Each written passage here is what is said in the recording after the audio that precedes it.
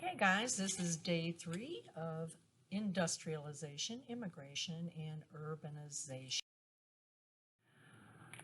We talked earlier about the immigrants, and when they came in, many of them didn't have good English, if they had any at all, and they were poor in many cases.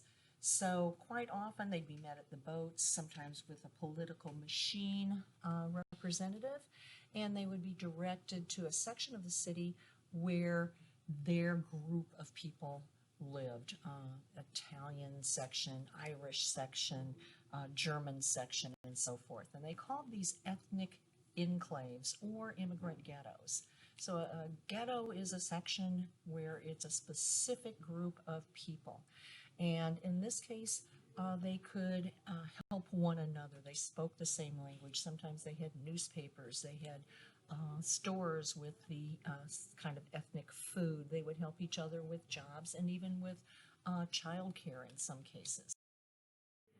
So this is an example of the tenements that these folks would move into. Remember, there's no good heating and air conditioning, so a lot of times, especially in the hot summer, they would move things outside and they would sell things out on the sidewalks. You see a bicycle shop here, but a woman looks like selling bread here on the streets.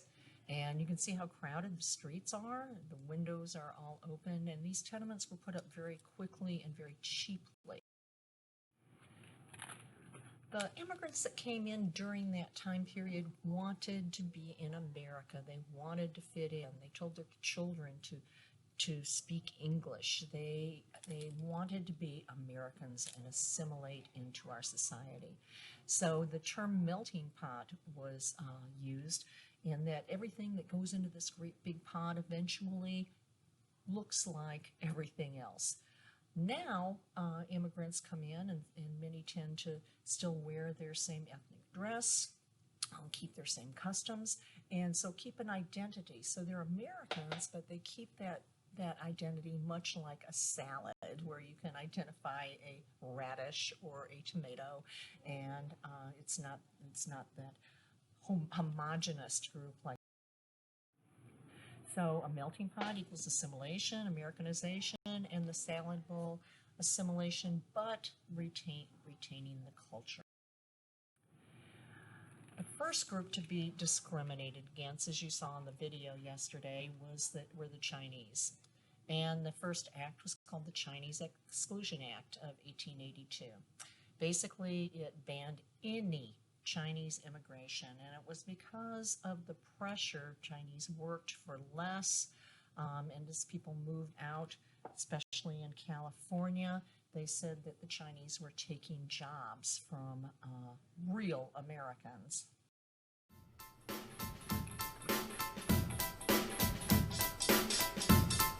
Hey guys, welcome to Hip Here's History. We're hitting you up with an old one, guys. U.S. history students, people that want to know stuff. The Chinese Exclusion Act of 1882. It's a big one. Xenophobia, nativism, coming to get you. Okay, guys, I'm going to post this as a separate video. All right, guys, a little bit of backdropping. We have to first understand that there are really no Chinese until right around 1850 with the gold rush. This is going to attract a lot of Chinese entrepreneurs, young men who want to come and make it rich on the west coast of California. And when the gold rush kind of pitters out, is that a word? They end up going to cities like San Francisco, Los Angeles, even Seattle, and because they're not able to assimilate, they don't speak the language, their customs are different, these create these small enclaves, these small communities called Chinatown. That's where that comes from. The railroad is going to breathe new life into the Chinese immigration concept. We're going to have corporations and businesses actually going to China to bring people here in order to not only create a tax base for states like California and to provide cheap labor to build like the Transcontinental Railroad, but this is a good investment because these are young men that aren't using services like public schools, they're not using hospitals, they're just a tax revenue and a cheap labor base. Now, In the 1860s, we start to have our pushback by the creation of political parties and labor groups that are nativistic and they want to protect American jobs. They can't compete in their eyes with this cheap labor source. So you have the Working Men's Party, you have the Knights of Labor, you have the Know Nothing Party that are popping up all over the country and really capitalizing on kind of this kind of racial vibe that these people don't belong and they're taking our jobs. And then we begin to get some massacres. The first massacre and the biggest massacre occurs in 1871 in Los Angeles.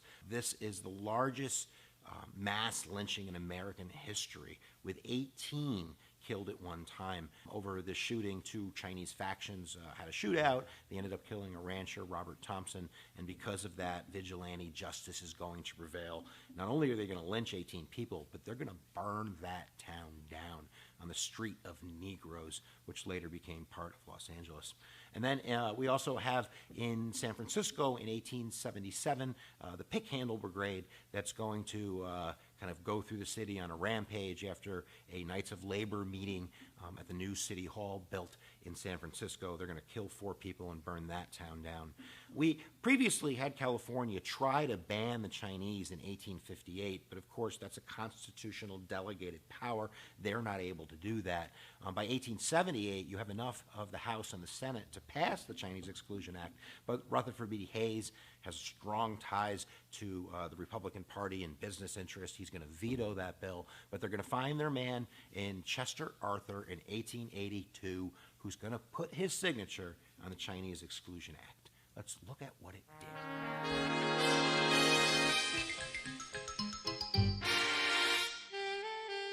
The definition is pretty easy, guys. It puts the kibosh on immigration from China. No more skilled and unskilled labor. Unless you're a diplomat or a house servant, you are not coming. Not only that, but it's going to create a class of about 100,000 permanent aliens that were already here.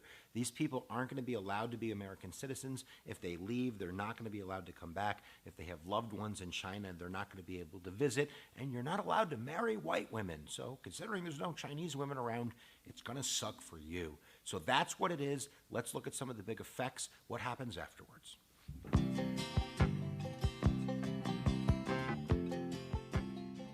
Effect number 1, everybody lived happily ever after. Not. We have continued massacres. There's still a huge nativistic vibe, a lot of anger against these people that are seen as taking American jobs. We have the Rock Springs Massacre in 1886 in Wyoming, 28 unofficially, but hundreds more unofficially. That was an ugly one. Mutilated bodies, cut off genitals, people burned alive. In 1886, we have the Seattle expulsions where they forced people out of their homes in Chinatown. About 300 people were put on boats. They raised money to pay the tickets and said adios. We have an expansion in 1892 and then in 1902 on the Chinese Exclusion Act. And then really until, well, 1924, we have the Immigration Act, which is going to broaden the hate. So we're not going to have people from Japan or anywhere in East Asia because they began to fill that hole once the Chinese were excluded. Really, it doesn't change first until 1943. The Magnuson Act, which was passed during World War II, really is a goodwill gesture towards our ally China, who was fighting Japan with us. We, I think, let in 105 people per year after that. Things change under Lyndon Baines Johnson. In 1965, we get the Immigration and Naturalization Act, which is now not going to base it on national origin anymore, but rather what you're bringing, who you are, what's your situation. And that's a wrap for the Chinese Exclusion Act. So we hope your brain is a little bit bigger as you understand an example of nativism, xenophobic in American history, and connected till today. There are still those strands going on in probably both political parties, but we'll let you leave that down in the comments below. And if you haven't visited hiphughes.com, you should go do that right now, where we have an arsenal of over 300 videos, a teacher tip series, and lots of fun for everybody. And make sure you subscribe. You can do that by clicking the big red button. And I'm done pandering to the camera. We'll see you guys next time that you press my button. And I say it every time, where attention goes, energy flows.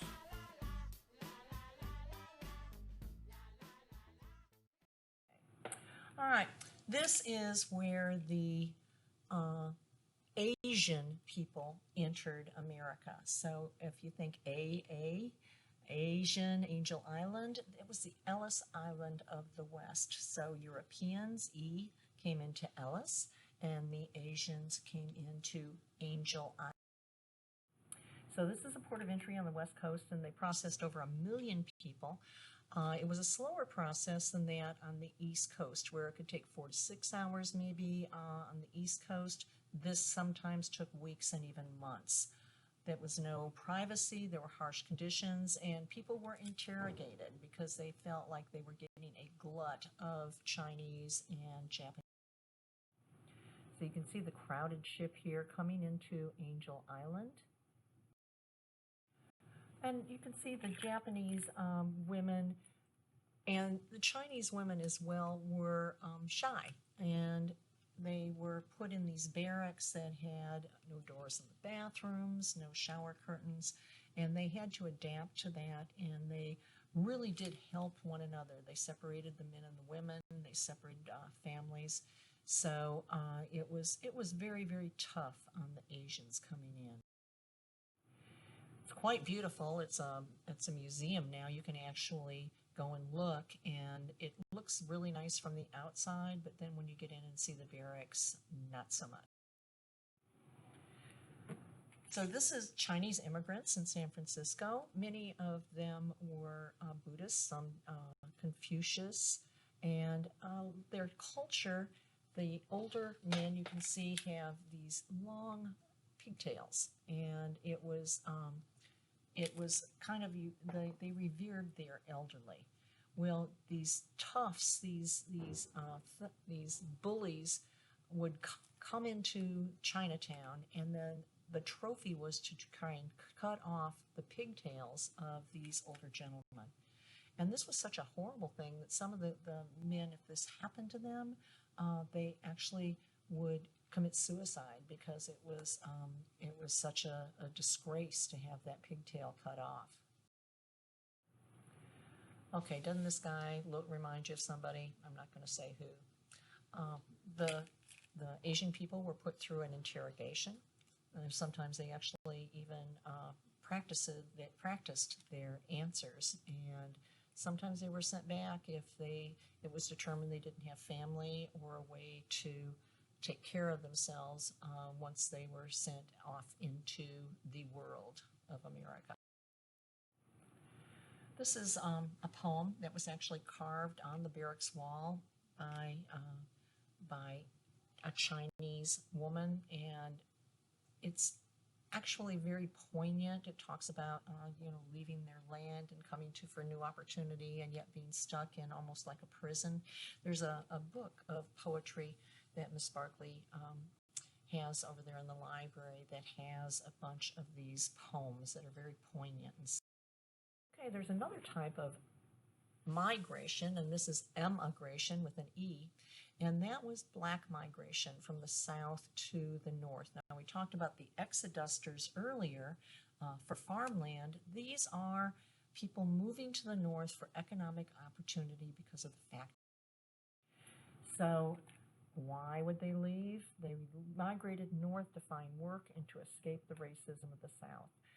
South was still embroiled in the sharecropping system that it was tantamount to slavery without the actual slavery. Okay, but they were in such a poor condition that they went north for economic opportunity. During this time, because of all these factories, because of all this immigration, the labor force quadruples in size. 4 times more people were working. So these are some terms you need to know. Just know that when we talk about labor, basically we're talking about unskilled factory workers, people that work long hours for low wages and many in dangerous conditions. Company towns were actually put up, and company housing, and labor was forced to live in these company houses to work. And then when they would get their pay, they would take the rent money out of their pay. And to make matters worse, they were actually paid in what they called scrip, which was company money that was good at the company store. So many of these company towns, they actually pretty much owned their workers. This is an example of a company house. They called them the shotgun houses. You could open the front door, back door, shoot off a shotgun, and it would just go straight through. Most of the time, their bathrooms were in the back, outhouse type bathrooms.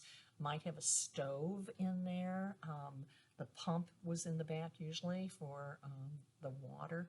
So these were just basically big square rooms. And if you had a family, though, you lived right there on the grounds.